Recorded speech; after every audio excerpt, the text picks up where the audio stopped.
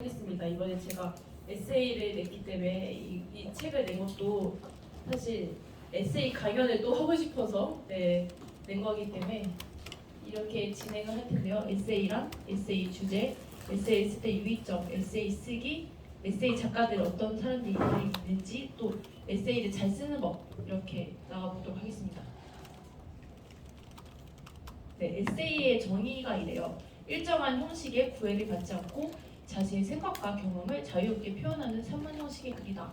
이 말은 어떤 형식도 에세이가 될 수 있다는 뜻이거든요. 그래서 만약에 공지영 작가의 글 중에 네가 어떤 삶을 살든 나는 너를 응원할 것이다 라는 책이 있는데 자기 딸에게 편지 보내는 형식으로 에세이를 썼어요. 그런 것도 에세이가 될 수 있다는 말입니다.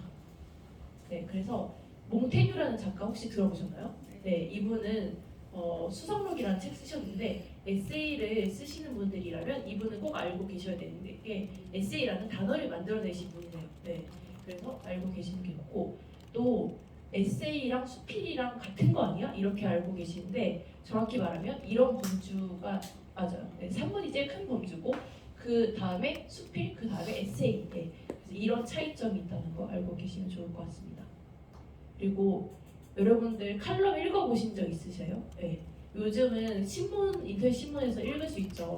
그래서 에세이와 칼럼은 엄연히 다른 거죠. 근데 그 소설가들도 많이 칼럼을 내거든요. 근데 그거를 묶을 때는 그냥 땡땡땡 누구누구 산문집 이렇게 해서 내는 게 칼럼이랑 에세이가 같아요. 에세이도 책으로 낼 때 누구누구 산문집 이렇게 내거든요. 네, 그 점이 같고, 또 칼럼은 저는 이렇게 정의를 하고 싶어요. 한쪽으로 치우친 아름다운 편견이다. 사실 편견은 부정적인 단어로 많이 쓰는데 저는 그 칼럼은 자신의 생각을 쓰는 거기 때문에 아름다운 편견이라고 표현을 하고 싶어요. 네. 그러면은 저한테 이렇게 처음 소설이랑 에세이를 배우러 오시는 분들 중에 처음 제가 이렇게 먼저 권하는 게 뭘까요? 에세이랑 소설 중에. 네, 에세이가 조금 더 쓰기 쉬운 것 같아요. 왜냐면 짧은 기간 안에 쓸 수 있고 분량도 짧고, 그리고 처음 글쓰기를 배우시는 분들에겐 소설 같은 이야기를 지어낼 수 있는 그런 재능이 없는 분들도 많고, 소설은 조금 더 고민해야 할 것들이 많아서 가벼운 마음으로 쓰실 분들에게 저는 에세이를 권해드리고 싶습니다. 에세이와 일기의 공통점이 뭘까요, 여러분? 바로 솔직함. 네, 솔직함이죠. 네. 그래서 솔직함이 제일 중요한데 에세이를 쓸 때 가장 큰 어려움이자 가장 큰 매력이 솔직함이라고 생각해요. 그리고 학생들이 가장 많이 쓰는 주제 1위는 이거 저한테 수업 들으신 분들은 아시겠지만 첫사랑. 네, 첫사랑인데 이거는 다 경험해 봤기 때문에, 그리고 근데 나이대별로 다 다르게 써온다. 20대, 30대는 아직 어려서 첫사랑을 어떻게든 다시 만나는 이야기를 써오는데 40대는 자기 나이 정도 되면 첫사랑이 이 사람인지 저 사람인지 헷갈린다 써오고, 50대는 저한테 첫사랑 얘기를 해주겠대요. 2번에 걸쳐서 5명을 얘기했고, 60대는 첫사랑 어떻게 써왔냐면 가정 버리고 이 사람이랑 결혼 안 했으면 어땠을까 해서 첫사랑 찾으러 가는 이야기 그렇게 써왔어요. 네, 그렇게 제일 많이 써온 주제는 첫사랑입니다. 네. 그래서 아까 제가 말했던 거죠. 가장 큰 어려움은 솔직함이다. 여러분들 솔직하다는 얘기 주변에서 들으세요? 네, 저 좀 듣는데 제 학생들만큼 솔직하진 않아요. 제 학생들은 아직 기성 작가가 아니어서 독자를 검열할 필요가 없어요. 네, 그래서 그렇게 솔직하게 써요. 여학생들도. 그래서 그게 어떻게 보면 습작 시절만의 글쓰기 장점인 것 같아요. 네. 제가 좋아하는 이성환 작가의 글 중에 하나인데, 이를테면 어느 날 욕실문을 노크도 없이 열고 들어갔을 때 구석에 쭈그리고 앉아 허벅지 안쪽에 때를 밀고 있는 배우자의 모습과 자세를 발견하고 당황하는 것. 되게 솔직하지 않나요? 네, 결혼을 이렇게 표현을 했어요. 네, 그래서 제가 되게 좋아하는 에세이인데 20살 때 정말 인상 깊게 읽었던 그 책이. 네. 여러분들도 이것처럼 솔직한 문장 쓸 수 있다고 생각해요. 네. 그리고 제일 중요한 게 메모랑 에피소드인데요. 여러분들 혹시 메모 자주 하세요? 네. 앞으로 글을 쓰실 거면 메모를 자주 하시는 게 좋은데, 일기와 다르게 에세이는 메모가 중요해요. 핸드폰에 학생들이 제일 많이 하는 메모가 카카오톡 나에게 보내는 메시지. 네. 그거랑 네이버 메모 연동하는 거. 네. 그 메모들이 모여서 한 편의 에세이가 되기도 합니다. 네, 그래서 메모를 자주 하시면 좋을 것 같고 또 에세이를 쓸 때는 에피소드가 중요한데요. 네, 이때 두세 개 정도가 적합한 것 같아요. 더 많으면 좀 너무 정신없고 그래서 두세 개의 에피소드를 쓰려면 또 메모를 해야겠죠. 그 메모한 거를 토대로 에피소드를 쓰시면 됩니다. 그리고 에세이는 1인칭의 글이다. 네. 이 점 기억하시고 1인칭은 나는 뭐 이렇게 시작하는 거죠. 네. 그리고 에세이는 이렇게 서론, 본론, 결론으로 나눌 수 있는데 서론은 독자를 이야기 속으로 끌어당기는 부분이라고 해서 독자를 위한 공간이라고 표현한 게 내가 대뜸 하고 싶은 말을 하는 것보다 이 얘기를 하기 위해서 약간 뜸을 들이면서 이 얘기를 왜 하는지 그렇게 말하면서 시작하는 게 조금 더 독자들을 친절하게 해주는 것 같아요. 독자들에게. 그리고 본론은 이제 여기서 내가 하고 싶은 얘기 마음껏 떠들면 돼요. 이때 두세 개의 에피소드를 써주는 게 좋고요.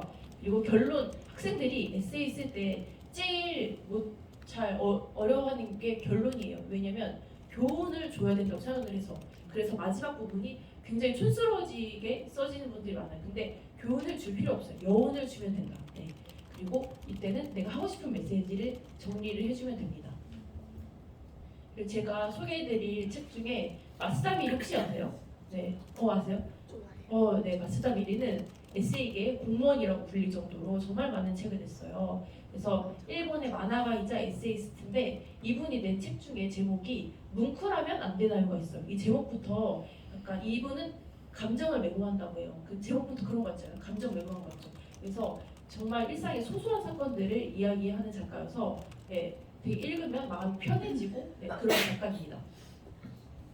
다음은 제가 아까 말했던 공지영 작가 얘기를 왜 하냐면 이분이 소설가이지만 에세이로 소설만큼 돈을 많이 버신 작가여서 제가 한번 소개해드리고 싶어요. 그래서 이분 제목 보면은 네가 어떤 삶을 살든 나는 너를 응원할 것이다. 보면은 너라고 칭해서 읽는 독자로 하여금 나에게 하는 말 같은 느낌이 들죠. 그래서 독자들이 이 책을 집어들었다. 네. 그리고 제가 좋아하는 이성환 작가. 이성환 작가님은 지금 계속 에세이로 많이 책을 내셨고 최근에 내신 거는 나를 위한 노래. 그거는 강연하는 걸 저처럼 좋아하신대요. 그래서 그 강연을 에세이화 시켜서 책을 내셨더라고요. 네. 에세이를 잘 쓰려면 어떻게 해야 될까요? 네. 솔직한 게 제일 중요하고 네. 임경선 작가는 이렇게 말했어요. 그 에세이를 쓴 사람 자체가 매력이 많아야 된다. 네. 이 말에 어느 정도 공감을 하는 게 왜냐면 자신의 솔직한 이야기를 하는 거기 때문에 그렇게 말한 것 같아요. 네. 그리고 경험 지상주의에 될 필요가 없다. 왜냐면 그 글 쓴 사람에게 제일 중요한 게 경험이긴 하지만 애써 내가 경험을 해서 이렇게 글을 쓰려고 노력할 필요 없는 게 제가 예전에 20대 때 초반에 연애 경험이 별로 없었을 때 연애 소설 쓰려고 누구 좋아해볼까 이렇게 했다가 상처를 받았던 경험이 있어요. 그래서 괜히 그럴 필요 없습니다. 네. 경험이 나를 압도해서는 안 된다. 그리고 학생들이 많이 하는 질문이 주제가 꼭 있어야 하냐. 예. 근데 주제에 대해서 너무 연연할 필요가 없는 것 같아요. 그러면 괜히 부담감만 생기고 그냥 소재 하나 가지고 쓰세요. 그다음에 마지막에 결론에 도출될 거 아니에요? 그럼 그게 주제가 될 수도 있고 또 그걸로 제목을 지어. 그럼 그 제목이 주제가 될 수도 있어요.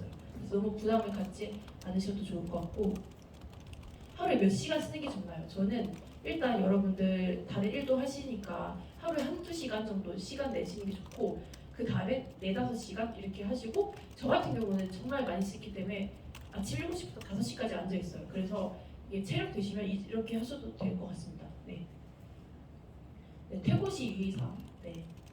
퇴고란 글을 고치는 걸 말하는데 글을 긴 치어도 간다. 이게 무슨 말일까요? 네. 묵힐수록 다른 맛이 낸다. 그래서 김치가 그렇죠. 그래가지고 내가 만약에 일주일 후에 내야 돼. 그러면 7일 전에 완성해서 그 사이에 3일 간격 두고 다시 한번 보세요. 그러면 안 보였던 고칠 게 보여요. 그래서 그렇게 객관적인 시선으로 글을 고칠 수 있습니다. 그리고 퇴고할 때는 우선 컴퓨터로 오타를 이렇게 고칠 거 아니에요. 근데 그거를 반드시 출력을 해서 다시 보세요. 그러면 느낌이 달라서 안 보였던 고칠 게 보입니다. 그래서 여러분들도 한번 해보시는 게 좋을 것 같아요. 네, 저희 2부는 짧게 진행하도록 하겠습니다. 여러분들 오늘 정말 와주셔서 감사하고 음료 다 드시고 천천히 가시면 될 것 같습니다. 네, 감사합니다.